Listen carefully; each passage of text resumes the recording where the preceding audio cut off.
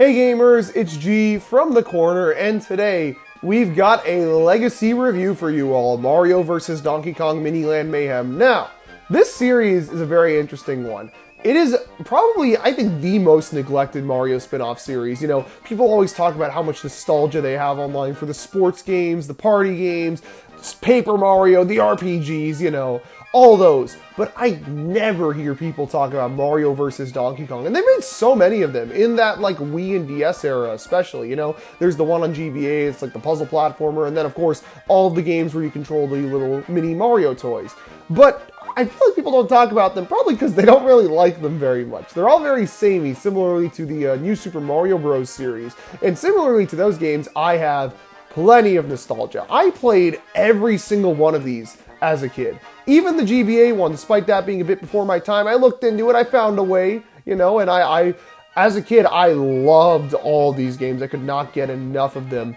But, you know, revisiting them in recent years, because I've heard the online discourse as of late, and I was like, you know what, let's go back and take a look.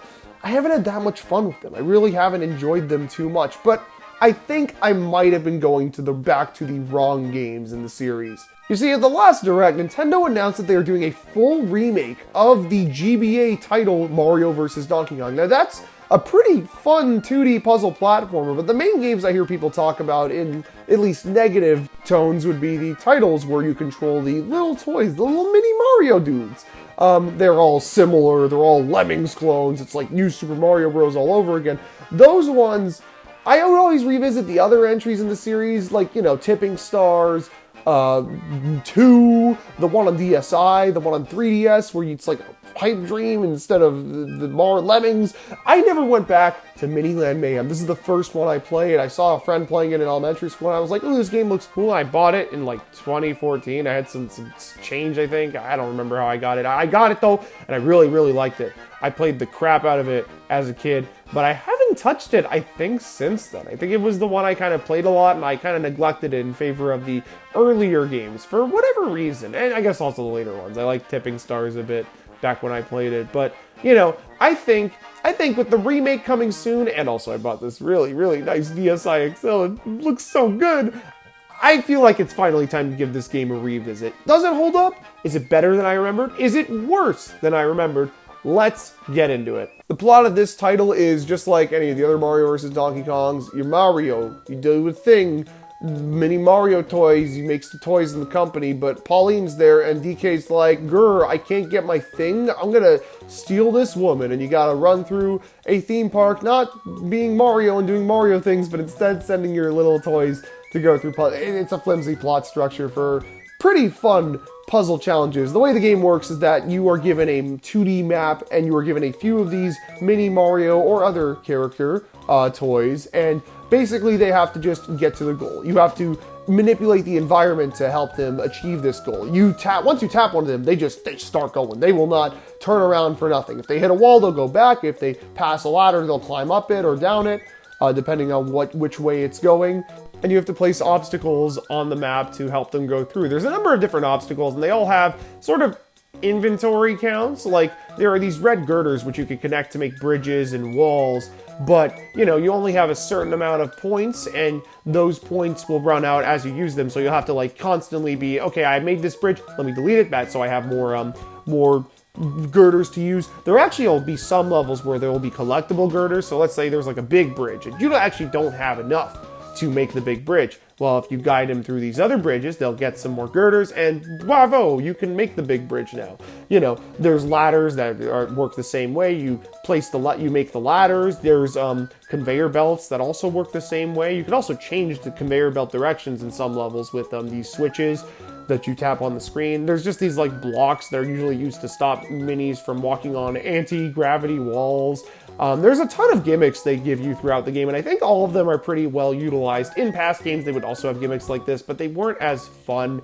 And in the second game in particular, they would have you actually controlling the minis. You'd make them jump, you'd make them stop, move. You'd have a bunch of these things to worry about. Honestly, they were kind of annoying to deal with. This game really streamlines the process. All of the mechanics here are very simple to utilize, and honestly, it's more fun, because really, with this series, you're either getting a pretty simple 2D puzzle platformer where you just kind of like drag the things around and they walk through, or a complex management simulator where you gotta pay attention to all these dudes running around and you gotta be like, okay, getting through here, here, here, and then it's like you could get to the end. So, okay, in this game, if you let one of the mini Marios get harmed by an enemy or die or something like that, then that's it, game over. But in some of the older games, they would like let some of them die, so it's like, okay, it's more complex, but as a result, you don't have to play the game as hard, which honestly, it just takes the wind out of the sails. Meanwhile, this game, you know, it's fun. You have to manage all of them. It's a bit tense, but not that tense. It's pretty fun. The puzzles are all very fun.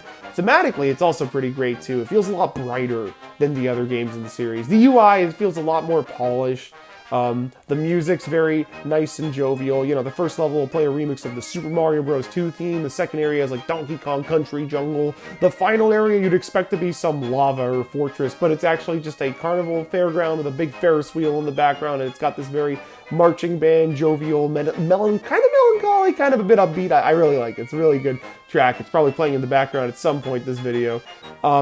Great stuff, honestly. It's a very engaging game. That's one issue I had when I revisited the other games. I hate going back to them, but I feel like it's important for the discussion just to distinguish this game on its own.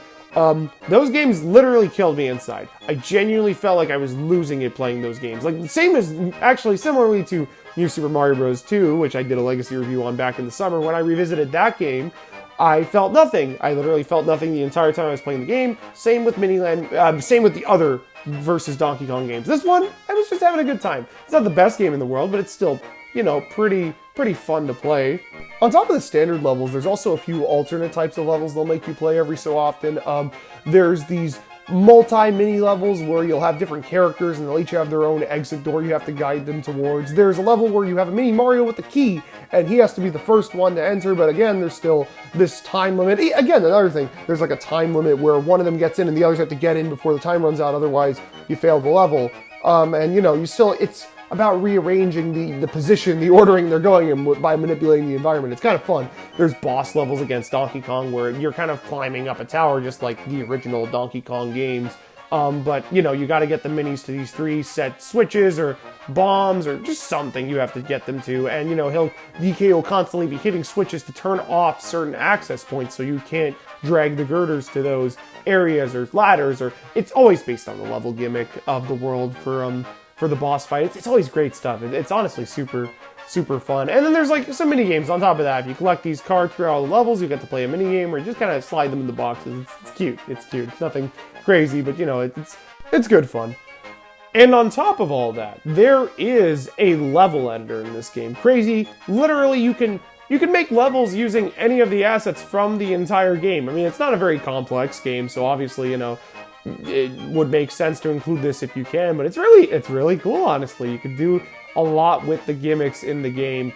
I never could. I went back and checked my old save file on my copy of the game, and oh man, I made some pretty putrid levels, I'm gonna be honest. I was never that good at them as a 9-year-old.